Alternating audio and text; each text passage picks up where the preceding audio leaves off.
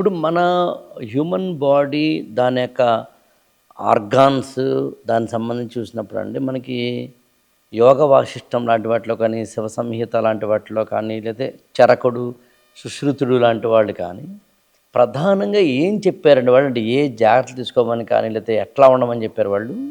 ఆసనం చాలా ముఖ్యం. ఆసనం వల్ల మనం మన శరీరాన్ని ఉండాల్సిన విధంగా, అంటే వెన్ను తిన్నగా పెట్టి కూర్చుంటే రోగాలు రావు.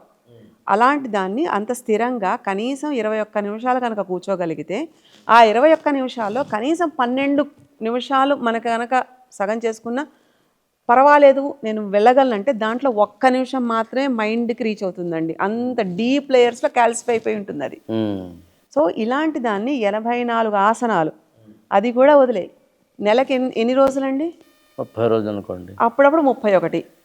ఓకే, వెరసి 32 ఆసనాలు కనుక రోజుకు ఒక ఆసనంలా చేయగలిగితే మొత్తం కీ నీ దగ్గరే ఉంది. దాంతోపాటు ముద్ర, దాంతోపాటు ఒక బంధనం, అంటే మనకి కేచరి ముద్ర, ఉజ్జయి ముద్ర, అశ్విని ముద్ర, ఇలాంటి బంధనాలతో కనుక ఆసనంలో కూర్చున్నప్పుడు చేసుకోగలిగితే నీ మైండ్ స్థిమిత పడుతుంది, ముందు కుదురు వస్తుంది, దానికి చాయిస్ ఎక్కడ ఇవ్వకూడదు. ఒకవేళ అది మన బ్రీతింగ్ టెక్నిక్స్తో చేస్తాం, ఆలోచన వెళ్తున్నా దాన్ని అబ్జర్వ్ చేయి, దాన్ని లాగకూడదు, గుంజకూడదండి. నువ్వు చెయ్యొద్దు అన్నది చేయడం దానికి అలవాటు. సో దాన్ని పరిశీలన చేయాలి, దాన్ని అబ్జర్వ్ చేయాలి, బట్ దాని వెనకాల పరిగెట్టేయకూడదు.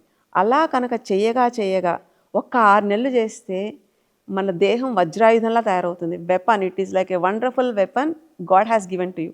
యూనివర్స్ వాజ్ డిజైన్, అంటే human ship was design to do something, to be the, అంటే నెక్స్ట్ జనరేషన్కి ఇవాల్వ్ అవ్వడానికి. అలా అయ్యేలా చేసేది యూనివర్స్ అనే యూనివర్సిటీ స్కూల్లో హ్యూమన్గా పుట్టినప్పుడు as a student of that universe you are eligible in 6 months. ఇంతకన్నా ఫాస్ట్ ట్రాక్ కోర్సు ఎక్కడ ఉండదు, 6 నెలలు చాలు. అలాంటిది మనకి ఇప్పుడు కొత్తగా ఇవన్నీ నేర్చుకోకర్లేదు. ఇవన్నీ మనకి ఉపనిషత్తుల్లో ఉన్నాయి, పురాణాల్లో ఉన్నాయి, వేదాంగాల్లో ఉన్నాయి, వేదాల్లో ఉన్నాయి. You name it, you get it. నీకు ఏది కావాలంటే ఆ భాండార్ ఓపెన్ చేసి తీసుకో, వాడుకో. ఇలా ఇంత దాన్ని మనం పూర్తిగా వదిలేసి మనం ఈరోజు కేవలం భుక్తి కోసం ఉండే ఒక స్టడీస్ వైపు మాత్రం ఇంపార్టెన్స్ చూపిస్తున్నాం. అవన్నీ లిమిటెడ్.